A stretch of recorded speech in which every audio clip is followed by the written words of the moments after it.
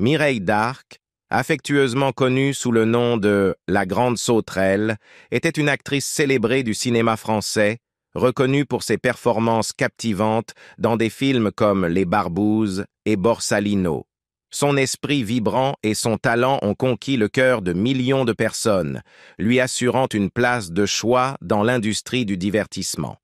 Cependant, derrière le glamour se cachait une histoire de lutte personnelle et de défis de santé. Tout au long de sa carrière illustre, Mireille a dû faire face à d'importantes batailles, notamment des problèmes de santé graves qui allaient finalement façonner son parcours. Cette vidéo explore les hauts et les bas de la vie de Mireille d'Arc, réfléchissant à son héritage et à l'impact qu'elle a laissé sur le monde. L'esprit résilient de Mireille d'Arc. Une vie de combat contre les maladies cardiaques. En 1938, peu après sa naissance, Mireille d'Arc a été diagnostiquée avec un défaut cardiaque, un rétrécissement obstruant le flux sanguin, pouvant entraîner une dilatation de son cœur et provoquer de graves difficultés respiratoires. L'actrice ressentait fréquemment des douleurs importantes. En 1980, un épisode particulièrement intense l'a poussée à demander une assistance médicale d'urgence et le 7 mars, le professeur Christian Cabrol a procédé à une implantation de valve cardiaque qui a restauré la fonction cardiaque et lui a sauvé la vie. Pendant plus de 30 ans, elle a bénéficié d'un cœur en bonne santé jusqu'à l'apparition de nouvelles complications dans sa vie en 2012. Une nouvelle intervention chirurgicale a été nécessaire pour éviter que le sang ne passe par une aorte rétrécie. Le 13 mars 2013, à l'âge de 75 ans, elle a subi avec succès cette opération, s'appuyant sur le soutien de son mari, Pascal Després, pendant sa convalescence. 4 ans plus tard, en septembre 2016, Mireille d'Arc a subi 2 hémorragies cérébrales, une hémorragie abdominale, ainsi que des complications cardiovasculaires et pulmonaires. Elle a également connu un arrêt cardiaque de 26 secondes. Elle est tombée dans le coma pendant 1 mois et n'a pas pu marcher après avoir été alitée pendant 7 semaines. Malgré ses efforts aux côtés de son mari, elle n'a pas pu retrouver sa force et n'a plus fait d'apparition publique. Mireille d'Arc est décédée dans la nuit du dimanche 27 août au lundi 28 août, à l'âge de 79 ans. Ses funérailles religieuses, présidées par Jean-Michel Di Falco, ont eu lieu le vendredi 1 septembre 2017 à l'église Saint-Sulpice à Paris, en présence de plus d'1 millier de personnes, y compris des personnalités publiques, de la famille et des fans anonymes qui ont répondu à l'invitation de son mari. Ce dernier était présent aux côtés de l'ancien partenaire de Mireille d'Arc, Alain Delon. Son inhumation a ensuite eu lieu au cimetière du Montparnasse. Résilience et révélation au milieu d'un passé troublé. Tout au long de sa vie, Mireille d'Arc a lutté contre la maladie et a fait face à des expériences de mort imminentes à plusieurs reprises. Elle a porté un lourd passé avec une enfance difficile, un père absent, un beau-père en difficulté et une mère incapable de la guider. En 2015, lors d'une conversation approfondie dans l'émission de Marc-Olivier Fogiel, Le Divan, elle a ouvert son cœur sur les phases moins connues de sa vie. « J'étais un enfant non désiré dans la vie de ma mère. Tout le monde souffrait, a-t-elle avoué à Marco. Née d'un père inconnu, elle a grandi sous le regard pesant de ses parents, Gabriel et Marcel. Mon père ne pouvait pas me supporter parce que je représentais un mauvais sort, et ma mère ne pouvait pas m'aimer parce que c'était comme aimer un autre homme à travers moi, a-t-elle déclaré. Quand j'étais enfant, il m'appelait l'enfant non désiré. Elle a commencé à se demander si son père était vraiment son père. Tout au long de mon enfance, il se référait à moi comme l'enfant non désiré. Quand j'ai commencé à comprendre ce que cela signifiait, j'ai pensé que je n'étais pas la fille de mon père, se souvient-elle. Le cauchemar a continué pour la jeune Mireille Aigrose. Son beau-père lui a transmis une haine et un ressentiment profond liés à ses difficultés conjugales. Il a même menacé de se faire du mal. Je devais avoir environ 6 ou 7 ans, j'avais 6 ans. Je lui ai supplié de ne pas le faire. J'ai pleuré, j'ai crié, je me suis excusé, a raconté Mireille d'Arc. De ces défis, Mireille est devenue plus forte. Les défis viennent pour que nous grandissions. Ils restent souvent dans des limites acceptables, mais nous les surmonterons, a-t-elle philosophé. En 2008, elle a décidé d'écrire son histoire sur une page blanche, ce qui a donné lieu à un livre dédié à la mémoire de son vrai père. Elle a partagé sa rencontre avec la journaliste spiritualiste Patricia Daré, qui a affirmé que le nom de son père biologique était Edmond, un marin sur l'amiral Charner, mort de problèmes de santé en Indochine pendant la Seconde Guerre mondiale. À l'été 2006, Patricia, une femme que je ne connaissais pas, a prétendu avoir contacté ma mère, qui était décédée 13 ans plus tôt. Elle avait un message pour moi. Votre vrai père était un marin. Au début, je pensais que c'était fou, je résistais, mais cela résonnait profondément en moi, se souvient-elle dans Gala. Grâce à Patricia, elle a pu communiquer avec sa mère décédée et découvrir les secrets entourant sa naissance. Elle a ouvert une épicerie près de Toulon et par manque de temps, se levait très tôt pour rencontrer l'homme qu'elle aimait, ce qui était possible car elle ne couchait plus avec son mari, a-t-elle partagé. Cependant, elle n'a éprouvé aucune rancœur envers sa mère. Je ne lui en veux pas de ne rien m'avoir dit, car c'était une époque où les gens ne parlaient pas de telles choses. Il en était de même pour Marcel, qu'elle a dit comprendre sa jalousie et sa tristesse. Mon ressentiment envers l'homme qui ne me portait pas d'affection, qui n'était pas un bon père, a disparu, a-t-elle affirmé dans une interview. Tout au long de sa vie, Mireille d'Arc a eu une relation complexe avec sa mère, Gabrielle. Après le décès de Gabrielle en 1994, elle a partagé qu'elle était la personne qui me manque le plus au monde. Gabrielle, du moins officiellement, n'a jamais regardé aucun des films ou pièces de théâtre de Mireille. L'actrice a expliqué « Nous voulons réussir pour qu'un jour, nos parents puissent dire « Je suis fier de toi ». Je cherchais cette reconnaissance dans les yeux de ma mère tout le temps. Lionel Duroy, biographe et ami, a confirmé dans un documentaire de France 3, tout au long de sa vie, elle a attendu que ses parents viennent voir ses films.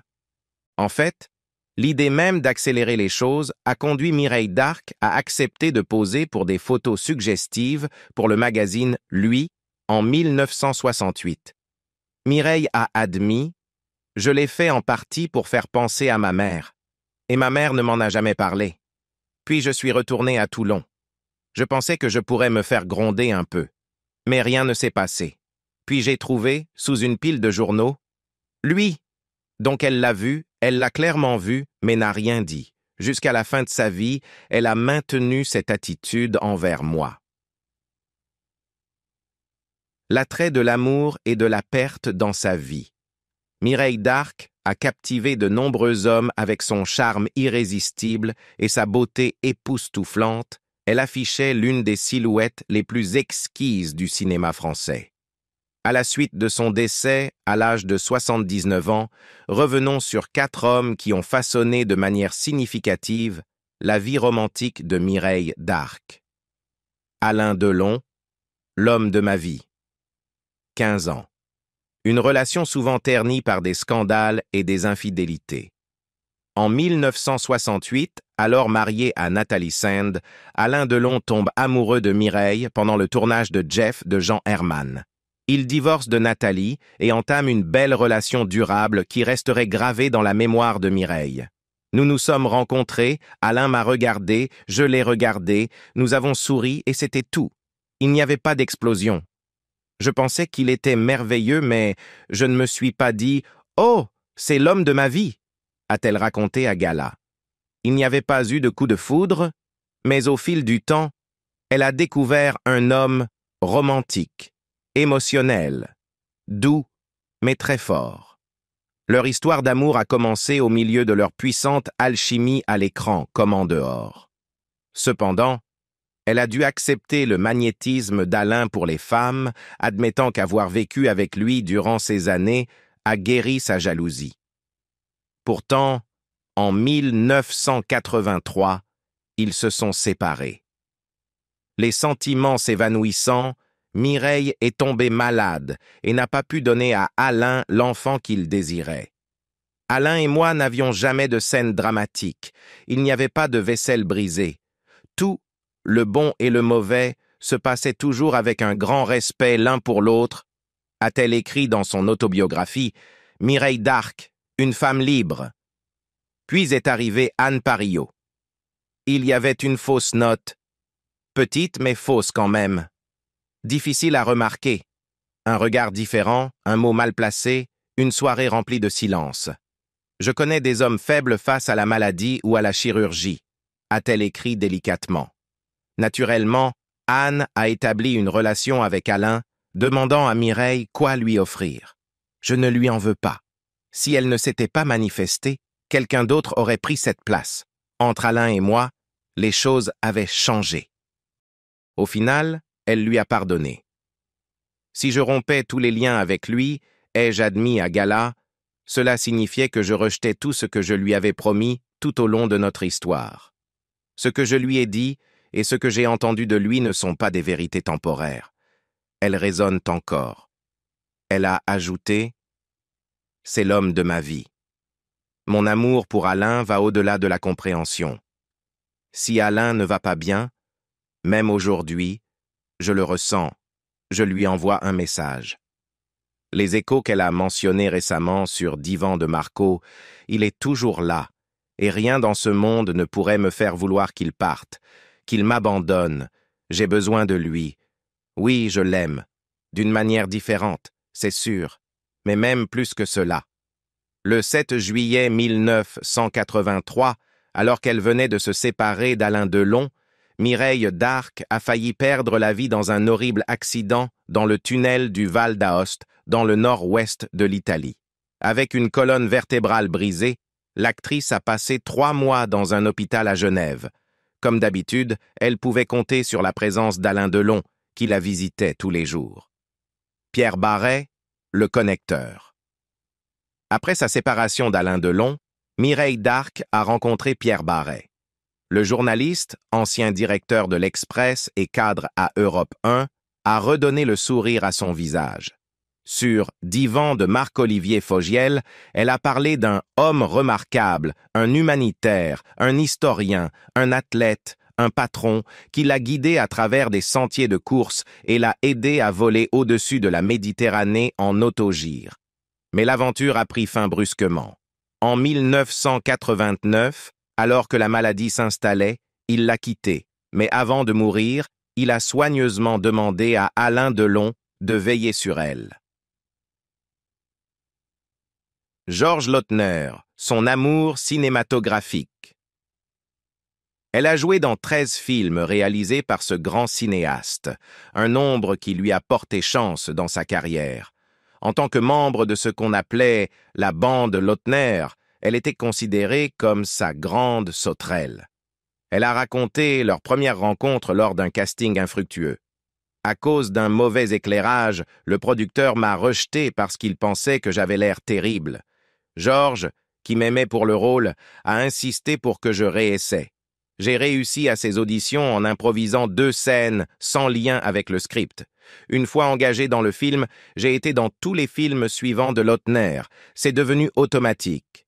Elle, qui brillait dans Les Barbouzes en 1964, a commencé à fréquenter des personnalités telles que Blier, Audiard, Ventura, Lefebvre et d'Alban. Ils me rendaient heureuse et je les rendais heureux. Pour m'intégrer à eux, il ne fallait pas être trop tape à l'œil et il fallait être parfaite. Donc, j'arrivais toujours à l'heure et mémorisais le scénario. Je me comportais comme une professionnelle parce qu'ils ne pouvaient pas supporter l'amateurisme. Une amitié s'est installée, nous nous aimions, a-t-il déclaré en 2013 sur France 2, mais cela a pris fin brusquement lorsque Miu Miu est entré en scène, éloignant Lautner de sa fidèle compagne au cinéma. Nous nous rencontrions toujours avec joie et émotion. Si aujourd'hui j'ai la chance de voir l'un de ses films, je réalise qu'il ne m'a jamais demandé d'être autre chose que ce que j'étais déjà. Et je le remercie pour cela, a réfléchi Mireille d'Arc sans amertume. Pascal Desprez, son dernier amour. En septembre 2002, avec une discrétion absolue en Normandie, Mireille d'Arc a épousé l'homme qui avait partagé sa vie pendant de nombreuses années, Pascal Després, un designer d'intérieur. Cela marquait le premier mariage de l'actrice à l'âge de 64 ans. Cet homme l'accompagnerait jusqu'à son dernier souffle, étant son plus grand soutien lors de ses dernières batailles. « Mon mari est merveilleux. Il est resté à mes côtés, ne me laissant jamais la main. » Je pense que Pascal a toujours cru. À ce moment-là, je croyais aussi. Au fond de moi, je savais que tout ne s'arrêterait pas. Ce n'était que des étapes que la vie attendait, a-t-elle déclaré. Il ne pensait qu'à me rendre heureuse, a-t-elle remarqué il y a 4 ans. Il m'aide à manger, organise ma vie. Il ne me voit pas comme une star de cinéma. Il me voit comme une épouse. Il me réconforte et me rassure. Elle a ajouté « J'ai l'impression de vivre une nouvelle histoire d'amour avec Pascal. C'est comme un nouveau film. » De la scène à l'écran, le parcours multifacette de Mireille d'Arc. Prenons un moment pour célébrer la carrière illustre de Mireille d'Arc. Mireille Aigros a déménagé à Paris en août 1958, adoptant le nom de Seine d'Arc, qui fait référence à la fois à Jeanne d'Arc et à l'Arc, la rivière de son enfance. Elle a officiellement adopté ce nom pour sa carrière professionnelle. Pour financer ses cours de théâtre avec Maurice Escande, elle a jonglé avec divers emplois, notamment promener le chien d'une comtesse, faire du babysitting, défiler pour des défilés de mode au printemps et poser pour un peintre et des romans photos. Son talent a attiré l'attention de Jean Deschamps, qui l'a choisi pour la pièce provençale Mireille de Frédéric Mistral à Saint-Rémy de Provence, suivi d'un rôle dans Le Héros et Le Soldat, au Théâtre Grammont, sous la direction de René Dupuis.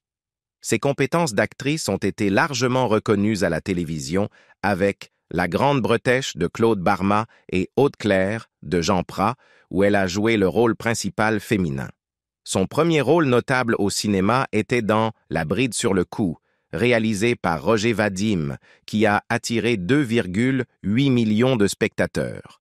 Cela a été suivi de Pouic Pouic, un film léger sur un coq de compagnie réalisé par Jean Giraud et Jacques Wilfry, où elle jouait la fille de Léonard et Cynthia Monestier, interprétée par Louis de Funès et Jacqueline Maillan.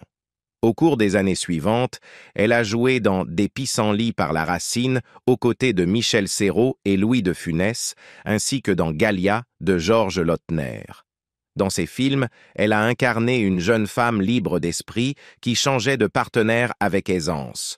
Lautner, qui l'a dirigé dans 13 films, a contribué à son ascension vers la célébrité, notamment avec Les Barbouzes, marquant son premier rôle principal, suivi de Ne nous fâchons pas, en tant que Madame Michalon et la Grande Sauterelle, un titre inspiré par le surnom qu'Audiard lui a affectueusement donné. Poursuivant sa collaboration avec Lautner, elle est apparue dans des films comme Il était une fois un flic et La Valise, ainsi qu'avec Yves Robert dans Le Grand Blond avec une chaussure noire, où elle a fait une impression saisissante dans une robe noire de Guy Laroche qui révélait son dos nu. Elle a également joué dans Le Retour du Grand Blond, ces 2 films mettant en vedette Pierre Richard. Ses performances ont consolidé sa réputation en tant qu'actrice principale du début des années 1970. Elle est apparue aux côtés d'Alain Delon dans des films comme Jeff, Madly, Borsalino, Borsalino et Co., Les Seins de glace, L'homme pressé et Mort d'un pourri. Sa carrière a rencontré des défis dans les années 1980, lorsqu'elle a subi une opération à cœur ouvert pour une sténose mitrale.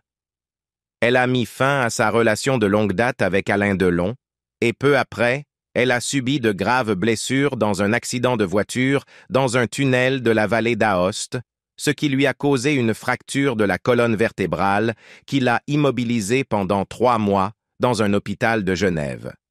Après cela, elle s'est éloignée du travail cinématographique et a réalisé son unique long-métrage, La Barbare, mettant en vedette Murray Head. Un retour notable à la télévision est survenu dans les années 1990 avec divers rôles, notamment en tant que bourgeoise redoutable dans Les Cœurs brûlés et Les yeux d'Hélène. Cela a été suivi de Terre Indigo, Le bleu de l'océan et Frank Riva, où elle a retrouvé Alain Delon. De 1992 à 2015, elle a produit une série de reportages documentaires pour France Télévisions, axés sur des enjeux sociaux souvent centrés sur les conditions des femmes, notamment les femmes en prison, les anciennes travailleuses du sexe, les actrices dans la pornographie et les femmes sans abri. Elle a également exploré des thèmes tels que la transplantation d'organes, le deuil et le pardon. Ce travail est devenu central dans sa carrière, comme elle l'a expliqué en 2015. Ces documentaires sont mes lettres de noblesse. Ils m'ont enrichi sur un plan humain. Aucun scénariste n'a jamais écrit quelque chose d'aussi percutant pour moi. J'ai grandi aux côtés de mes documentaires, ce qui a été une expérience que je n'ai pas eue au cinéma. À partir de 2005, Mireille Darc est devenue la marraine de l'organisation humanitaire La Chaîne de l'Espoir, recevant le prix Clarin l'année suivante. À partir de 2008, elle a également été marraine de l'opération Plus de vie, une initiative de solidarité visant à améliorer le quotidien des personnes âgées hospitalisées. En 2006, Jacques Chirac lui a décerné les insignes de chevalier de la Légion d'honneur. Un retour sur scène a eu lieu début 2007, lorsqu'elle a joué dans Sur la route de Madison au théâtre Marigny, aux côtés d'Alain Delon. En décembre 2012, elle a été vice-présidente du jury pour le concours Miss France 2013. Le documentaire « Elles sont des dizaines de milliers sans-abri » qu'elle a réalisé a été diffusé sur France 2 en décembre 2015. Pour marquer le 30e anniversaire de Envoyé spécial, son reportage de 1993, Brève rencontre, a été sélectionné comme l'un des 10 plus grands reportages de l'histoire de l'émission. Le parcours de Mireille Darc nous rappelle que même les étoiles les plus brillantes affrontent des ombres dans leur vie. De ses réalisations remarquables à ses luttes personnelles, son histoire est un témoignage de résilience et d'art. Quel est votre film ou votre performance préférée qui vous a laissé une empreinte durable? Si vous avez apprécié cette vidéo, n'hésitez pas à aimer, vous abonner et activer la cloche de notification pour d'autres histoires captivantes du monde du cinéma.